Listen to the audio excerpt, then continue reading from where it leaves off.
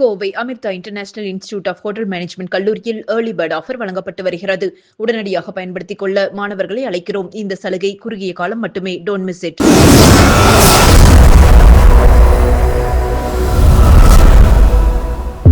வணக்கம். கோவை நரசிம்மநாயக்கன் பாளையம் அருகே உள்ள கேஸ் கம்பெனி பஸ் நிறுத்தம் அருகே ஒன்றிய பாஜக அரசை கண்டித்து மதச்சார்பற்ற முற்போக்கு கூட்டணி கட்சி சார்பில் கண்டன ஆர்ப்பாட்டம் நடைபெற்றது. கூடலூர் நகர திமுக மற்றும் வீரபாண்டி பேரூர் கழகம் சார்பில் நடைபெற்ற கண்டன ஆர்ப்பாட்டத்திற்கு நகராட்சி தலைவர் அறிவரசு தலைமை தாங்கினார். வடக்கு மாவட்ட செயலாளர் தோஆ ரவி முன்னிலை வகித்தார். ஆர்ப்பாட்டத்தில் திமுக துணை பொதுச் செயலாளர் மற்றும் நீலகிரி மாவட்ட பாராளுமன்ற உறுப்பினர் ராசா கலந்து கொண்டு கண்டன ஆர்ப்பாட்டத்தை தொடங்கி வைத்து பேசினார். அப்போது அவர் பேசும்போது 2026 சட்டமன்ற தேர்தலில் தமிழ்நாட்டின் முதலமைச்சர் முத்துவேல் கருணாநிதி ஸ்டாலின் தலைமையில் அதிக பெரும்பான்மையுடன் வெற்றி பெற்று மீண்டும் திமுக ஆட்சி அமைந்த பின்பு ஒன்றிய அரசு தமிழ்நாட்டிற்கு அண்டர் ஆஃப் தி கண்ட்ரோல் ஆகிவிடும் என்று கூறினார். கண்டன ஆர்ப்பாட்டத்தில் கலந்து கொண்டவர்கள் கேஸ் சிலிண்டர் பதாகைகளை கையில் ஏந்தி மத்திய அரசுக்கு எதிராக கண்டன கோஷங்களை எழுப்பினர். ஆர்ப்பாட்டத்தில் வீரபாண்டி பேரூராட்சி தலைவர் பத்மாவதி, நகராட்சி துணைத் தலைவர் ரதி ராஜேந்திரன், மாணவர் அணி அமைப்பாளர் அந்தோணிராஜ், பொதுக்குழு உறுப்பினர் முருகானந்தம், வார்டு செயலாளர்கள் பாலசுப்ரமணியம், துரை செந்தில்குமார், மேட்டுப்பாளையம் சட்டமன்ற தொகுதி ஒருங்கிணைப்பாளர் வழக்கறிஞர் சந்தானகுமார், வக்கீல் பிரபு, காங்கிரஸ் வட்டார தலைவர் வேலுச்சாமி, மதிமுக ஒன்றிய செயலாளர்